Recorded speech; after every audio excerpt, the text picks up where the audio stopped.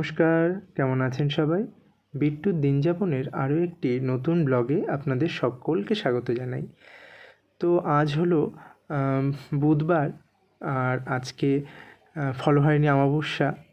তো এখন আমি চলে এসেছি আমাদের চুঁচুড়া সেবা সঙ্গে, আর এখন বাজে বিকেল 4টে। আর আজকে আমাদের সেবা সঙ্গে মায়ের জন্য ফলো হয়নি অমাবস্যা পুজোর বিশেষ আয়োজন করা হয়েছে। প্রত্যেক বছরই এটা করা হয়। আর আমাদের এই সেবা সঙ্গ তো আপনারা আগেও দেখেছেন আমার ব্লগে। ঠাকুরের জন্মতিথিতে এখানেই ঠাকুরের পুজোর আয়োজন করা হয়েছিল, সেই ব্লগটা আপনাদের সঙ্গে এর আগেও আমি শেয়ার করেছিলাম। তো আজকে মায়ের জন্য ফলো হয়নি অমাবস্যা পুজোর আয়োজন করেছে আমাদের সঙ্ঘের সবাই মিলে, এবং প্রত্যেক বছরের মতন এবছরও সেই পুজো এখন শুরু হবে। তো এখন সঙ্ঘের সদস্যরা সবাই কিছু সঙ্গীত পরিবেশনা করবে, তা আপনারাও সকলে শুনুন।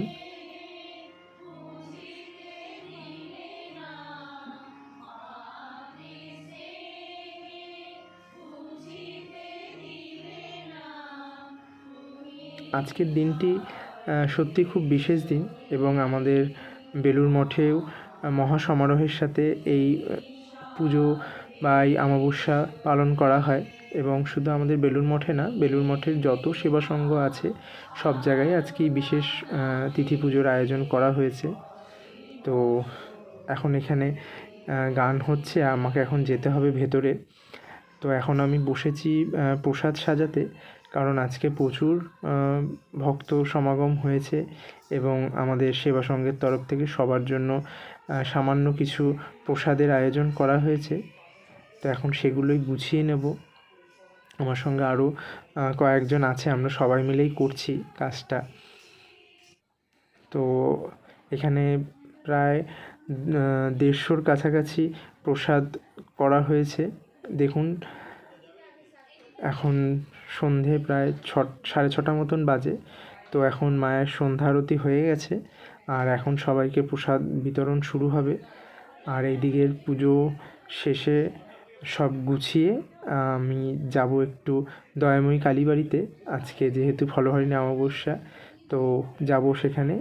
আর আমাদের এই সেবা সংঘ আমাদের দয়াময়ী কালীবাড়ির খুব কাছেই। তো এখন আমি চলে এসেছি মায়ের মন্দিরে। মায়ের মন্দিরে এখন অমাবস্যার বিশেষ পুজো চলছে এবং প্রচুর ভক্ত সমাগম হয়েছে মায়ের পুজো দিতে। আজকে ফলো হয়নি অমাবস্যা পুজো দিতে প্রচুর ভক্ত এসছে মায়ের কাছে, মায়ের মন্দিরে। আর আপনাদেরকে তো এই মন্দির আগেও আমি কয়েকবার দেখিয়েছি। তো আজকে যেহেতু ফলো হয়নি অমাবস্যা, তো আমিও এসেছি এখন মায়ের কাছে মায়ের দর্শন করতে। আর এখন এদিকে মায়ের দর্শন করে তারপর বাড়িতে গিয়ে বাড়ির পুজো দেব। তো এখন প্রায় ঘড়িতে 8টা পেরিয়ে গেছে। এখন এদিকে মায়ের কাছে প্রণাম করে এখন যাব বাড়িতে। তো এখন চলে এসেছি বাড়িতে, স্নান করে ফ্রেশ হয়ে এখন চলে এসেছি আমি ঠাকুর ঘরে। আর এসেই মায়ের জায়গাটা গুছিয়ে নিয়েছি, মায়ের আসন গুছিয়ে মাকে বসিয়েছি। এখনও অনেক আয়োজন বাকি আছে। এখন মায়ের পুজোর ফল কাটা বাকি আছে, বা বাকি প্রসাদ সাজানোও বাকি আছে। এখন রাত্রির প্রায় 9টা বাজে, অনেকটাই রাত হয়েছে। যেহেতু আপনাদের আগেই দেখালাম যে আমাদের সংঘের পুজো ছিল, সেখানে সব কিছু সেরে বেরোতে বেরোতে আমার প্রায় 7:30 বেজে গেছিলো। তারপর সেখান থেকে গেছিলাম আমি দয়াময়ী কালীবাড়িতে। মায়ের ওখানে গিয়ে মাকে প্রণাম করে বাড়িতে আসতে আসতে প্রায় 8:30 বেজে গেছিলো। তো চলুন এখন আর কথা না বাড়িয়ে মায়ের পুজোর জোগাড়টা শুরু করি।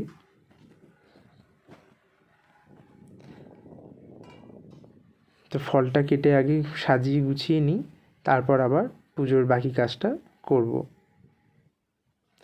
তো দেখতেই পাচ্ছেন আমার পুজোর ফল প্রসাদ গোছানো হয়েই গেছে। তো চলুন এবার এগুলোকে সাজিয়ে দিই ঠাকুরের সামনে।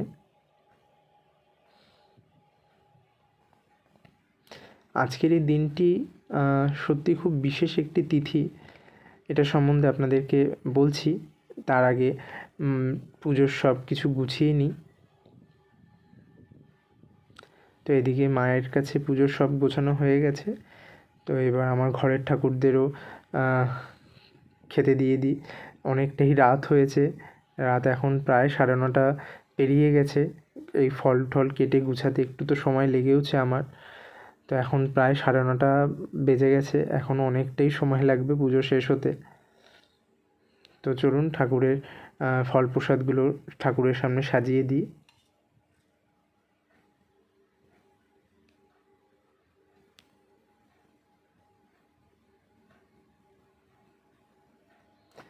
আজকে মোটামুটি মায়ের সব মন্দিরে, সব কালী মন্দিরেই আজকে এই বিশেষ পুজোর আয়োজন চলছে।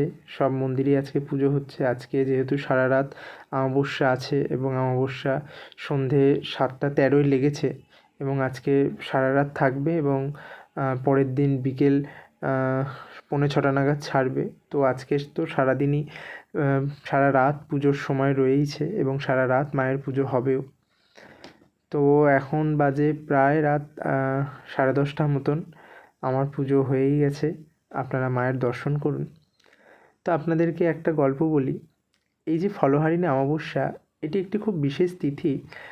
বলা হয় যে এই তিথিতে মা আমাদের কর্মফল গ্রহণ করেন। মায়ের কাছে আমরা আমাদের কর্মফল নিবেদন করি, কোনো বাহ্যিক ফল নয়, মানে আম, জাম, কাঁঠাল, লিচু এসব নয়। এগুলো সবই প্রতীকী রূপ। আসলে আজকের দিনে মা আমাদের সকলের, আমাদের সারা জীবনের কর্মফল গ্রহণ করেন এবং আমরা আমাদের কর্মফল মায়ের পায়ে নিবেদন করি। তো সেই কারণেই এই অমাবস্যাটির নাম ফলহারিণী অমাবস্যা। এবং দক্ষিণেশ্বর মায়ের মন্দিরে একসময় ঠাকুর শ্রী শ্রী রামকৃষ্ণ মা সারদা দেবীকে আজকের দিনেই মাতৃজ্ঞানে ষোড়শোপচারে পুজো করেছিলেন এবং এটির একটি আলাদা মাহাত্ম্যও রয়েছে। এবং তার কারণ হলো আমাদের সমাজ এবং সংসারে নারী মাহাত্ম্য প্রচারের জন্যই ঠাকুর এই পুজোর আয়োজন করেছিলেন এবং মাকে মাতৃজ্ঞানে ষোড়শোপচারে পুজো করেছিলেন। এবং সেই দিন থেকেই এই পুজো বা এই তিথির মাহাত্ম্য আরও বিশেষ হয়ে ওঠে। তো সেজন্য আমিও আমার বাড়িতে প্রত্যেক বছর আজকের দিনে শ্রী শ্রী মায়ের পুজোর সামান্য কিছু আয়োজন করি আমার মতন করে, যেটুখানি আমার পক্ষে সম্ভব হয়। তো মায়ের কাছে একটাই নিবেদন, প্রার্থনা যে মা আমাদের সকলের সব কর্মফল গ্রহণ করুক এবং মায়ের আশীর্বাদ আমাদের উপর সবসময় এইভাবেই বজায় থাক। তো আমার আজকের ব্লগটা আপনাদের সকলের কেমন লাগলো সেটা অবশ্যই জানাবেন। ধন্যবাদ।